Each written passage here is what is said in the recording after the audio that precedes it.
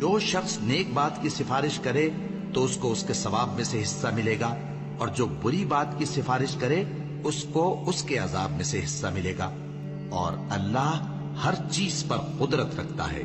اور جب تم کو کوئی دعا دے تو جواب میں تم اس سے بہتر کلمے سے اسے دعا دو یا انہی لفظوں سے دعا دو، بے شک اللہ ہر چیز کا حساب لینے والا ہے۔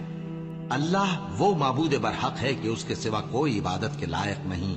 وہ قیامت کے دن تم سب کو ضرور جمع کرے گا، اور اللہ سے بڑھ کر بات کا سچا کون ہوگا؟ اب کیا سبب ہے کہ مسلمانوں تم منافقوں کے بارے میں دو گروہ بن گئے ہو، حالانکہ اللہ نے ان کو ان کے کرتوتوں کے سبب اوندھا کر دیا ہے؟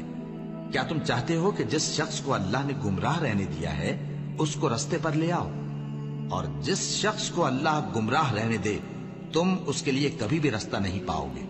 وہ تو یہ چاہتے ہیں کہ جس طرح وہ خود کافر ہیں اسی طرح تم بھی کافر ہو کر سب برابر ہو جاؤ۔